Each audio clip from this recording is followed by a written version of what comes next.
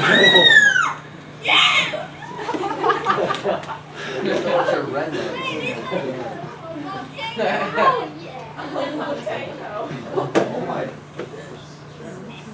That's how you do the special. Okay. That's It's so yeah. They're gonna make sodium bombs.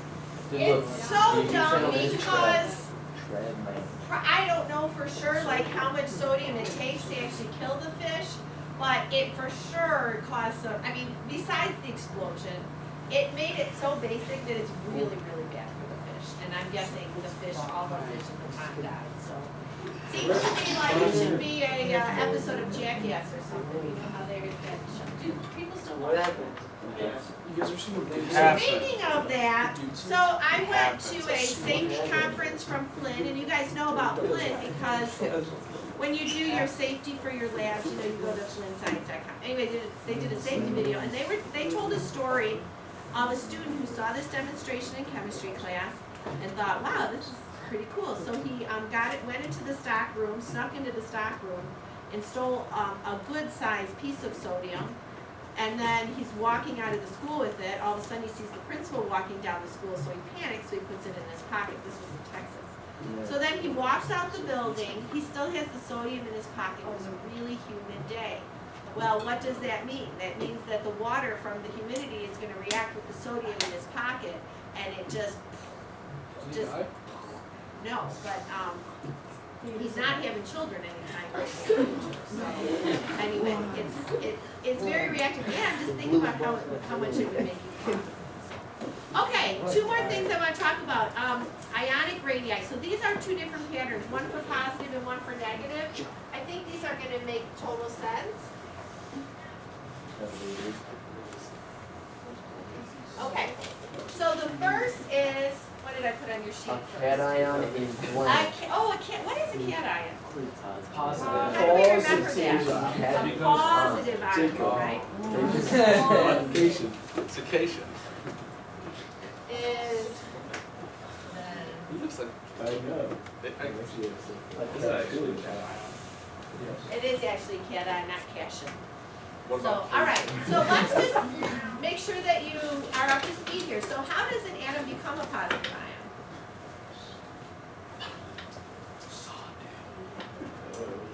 All right, this is basic. How does it, Dan? It loses an electron. Now, not only does it lose an electron, it loses the whole energy level. So let's again talk about potassium. It has a charge of what? +1. Now, you guys, this is why we're doing periodic table now, because I know it's curious. Why don't we, we've been using the periodic table all year. Why are we just studying it now? Well, you needed to know about electron configuration first. Well, when it's the atom, it's 4s1, right? But when it loses that electron, it's now 3p6, right? Okay, so not only does it lose a single electron, but do you see that it loses that whole energy level? So do you think that the ion is bigger or smaller than the atom? What? Smaller, right. Because not only does it lose an electron, it loses a whole sublevel, or in this case, a whole level. An anion, how does an anion form? Gaining. Right. Okay, so let's think about maybe fluorine, okay? Fluorine forms what charge? -1, right? When you go from F to F minus, is anything changing in the nucleus? No, so you have the same number of protons. Now you're shoving an electron into an energy level where there already are electrons, and what do like charges do? They repel, right? So think about it, here we have our electrons, we're shoving another electron in there, and they're going to flare out because they're repelling each other. So what's that going to do to the size of the atom? Right, it's going to make it bigger.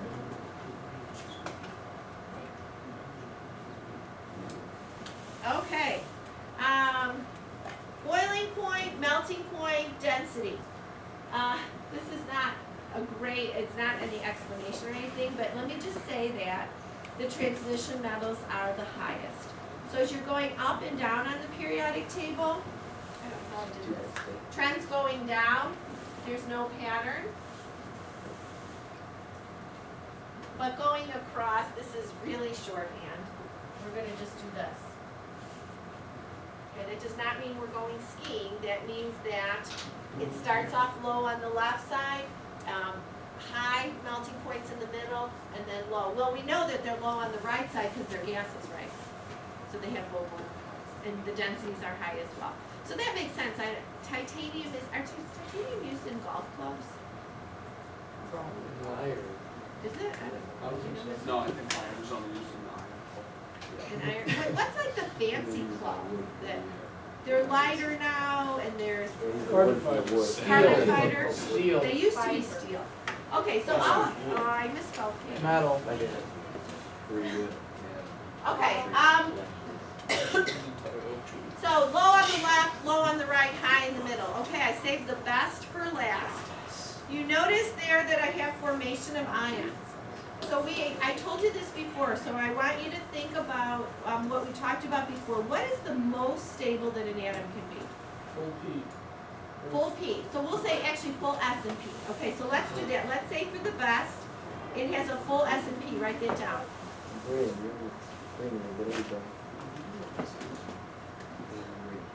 All right, what's better? Full S and D. Full S and D. Or actually, we're going to just say full D because we're going to talk about something here with the S's in a minute. So full D, and then do you remember the good situation when we did orbital diagrams? Half full D, very good. Okay, you got that. Now, here's what we're going to do, and we're going to just go through tons and tons of examples on what the charge is on each group. And it's going to start off easy. The only part that's hard is the transition metals, okay? So we'll use this periodic table. Okay, we already know a lot about the group 1. What charge does it form? And if you want, just on the examples there, you can go say group 1 and what charge does it form. So we'll just go through. We're going to go all the way from 1 to 18. Okay, group 1, what charge? +1. Makes total sense. This whole group has one S electron. It's going to lose that S. This column is really easy too. +2. Okay. Now, the transition metals are what get tricky. We talked about this last week, and I said we will come back to it today. What is the most common charge for a transition metal? +2. And why? Where does that +2 come from? Anybody remember? Am I raising my hand? No. Anybody remember? It comes from losing the 2 S electrons. So as we're thinking about scandium, it's 4s2, 3d1, right? So let me just tell you, for all the transition metals, you're always going to guess 2 possibilities. It's going to be +2 and one other charge. Actually, there's going to be some that are just +2, but we'll get to that in a second. Okay, so scandium could lose these 2 S electrons to give it a charge of what? If it loses 2 electrons, it's +2. Or it could lose all 3 of these. That's really nice too, right? Because then it's stable like argon. Okay, got it? So group 13 or group 3, we're going to say +2 and +3. Get it? All right, titanium. We're going to guess +2 and what else? +4. So far, so good, right? Because it can lose just these 2, or it could lose these 2 in addition to these 2. Good so far. Vanadium, +2 and +5. Very good. Chromium, +2 and +6. Very good. Manganese, +2 and +7. We're good so far, right? Okay.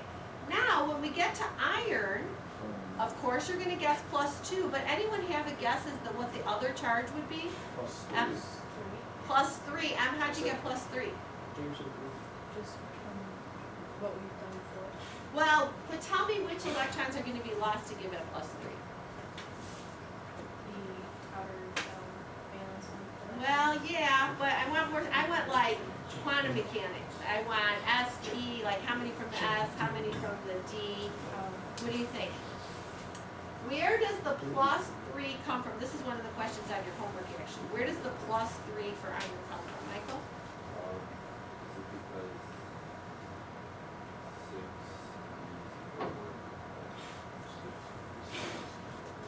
Okay, what's our third possibility? What did I call it? Good situation to be stable. Half full D. So how many before it ionizes? How many are in the D? 6. So it's going to lose 1 from the D and the 2 S's, that's where the plus 3 comes from. You guys all get So why that? did you do the plus two? Because remember, transition metals can have multiple charges. That's what they're called. Transition means change, right? So you it's can't just know. the S's with plus two? Yeah, so the S's are always gonna be plus 2. Well, 99% of the time, you'll see when it's not, like silver, it's not. Okay, so cobalt, we're gonna guess plus 2 and plus 4, right? Because it loses these two to have a half full D, and those two to be a plus 4. Nickel is plus 2, plus 5. Okay, zinc, cadmium, and mercury, we're only gonna guess plus 2. Why wouldn't we guess anything other than plus 2? I know I skipped one, I'm aware of that. But why would we only guess plus 2? Will? I have a question, like, you said it was on the homework, like, on the homework, it calls it like an oxidation number? Oh, thank you for reminding me, yes. So that's the fancy So word. it's the same I've been thing? saying charge, oxidation number Oh, is okay. exactly the same thing. Thank you, Will, for reminding me about that. Okay, so why would we only guess plus 2 for zinc? John? Because it's already a full D. Because it's and he used nice quantum mechanics vocabulary. It's already got a full D, so that's good. Okay, now you noticed I skipped a column, and that's copper, silver, and gold. Does anybody remember, and maybe you even have your blue periodic table, do you remember what the charge was of silver? Minus two. Plus 1. What the heck? How on earth can I get a plus 1 for that? It doesn't seem like there's any reasonable explanation. Okay, so here's what happens. One of these S electrons gets excited and moves over into the D. When that S moves over, how many are now in the D? Full 10. How many are left over in the S? 1. And those S electrons get lost first. There's only 1, so that's where the plus 1 comes from. Not only that, I don't know if you remember me telling you this when we first did electron configuration, but when we did silver, it was on your worksheet. I said, yeah, that's fine to call it 5s2, 3, or 4d9. It's not okay anymore. Now the electron configuration for silver is going to be different. It's going to be 5s1, 4d10. Okay, that's the correct electron configuration for silver. Are you guys all with me? Yeah. Okay. So we're done with the transition metals. You know the charge on aluminum already is plus 3, as is everything here. But what about boron? Boron is a nonmetal. Nonmetals never lose electrons. They're going to gain electrons. So anyone want to take a guess on the charge on boron? Brayden? -5. Very good. Brayden, how'd you get that? I just saw that it was up by 1. Yeah, so Down by 1. if it gains 5, 1, 2, 3, 4, 5, look how happy it is. It's like neon, right? Now, why? But why would boron prefer to gain 5 since 5 is a bigger number than 3? Why? Because the valence electrons for boron are so close to the nucleus that you have a good effective nuclear charge to grab those electrons. So, you got that? Okay, it's easier to gain 5 because the distance is so small, there's a great pull on the electron. Okay, we already talked about the carbon family. Carbon is going to be what charge? Minus what? So, 4. -4. 1, 2, 3, 4. This is so counterintuitive because you think of minus as being losing, but it's not. Minus is gain. Okay. Silicon, we already said. What about germanium? +4, right? It can lose the 2 from the P and the 2 from the S. I don't know if you remember, but you probably have it written on your blue periodic table that tin and lead are +2 and +4. So it could lose the 2 P's, or it could lose the 2 P's in addition to the 2 S's. Okay? You know, almost all of your guesses are going to be correct. Now, there's going to be a couple transition metals that have wacky charges, but it doesn't matter. It's just, what's a reasonable charge to guess is what I'm looking for. Okay, nitrogen is -3 to gain 3 to be like neon. But what about bismuth? So in order to be -3, it has to gain 3 electrons. Why is gaining 3 electrons unlikely for bismuth?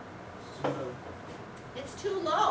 It's trying to gain valence electrons that are so far away that it barely has any pull on them. So instead, what might you guess for bismuth's charge? +3. 3, so 3 is a good guess. 1, 2, 3. 4. Nope, not 4. 5. 5. 3 from the P and 2 from the S. Very good. Okay, oxygen is -2. Of course, we know oxygen in our sleep. But what about polonium? +6. +6. Very good. It could, or you might guess +4 as well, but +6 is fine. So I could lose 1, 2, 3, 4, 5, 6. All right. These are easy because they're all nonmetals, so the charge on fluorine is -1, and then of course the charge on the noble gases are 0. You did it. You did it. Right. Could you go in the back and just please press stop? Joel, put your face in it. I'm gonna just give you a couple questions before you. Just on the very back. Well, Very bad. yeah, someone's gonna need to help me. Was never like- Oh, you're looking. I'm gonna let You thought you were smart.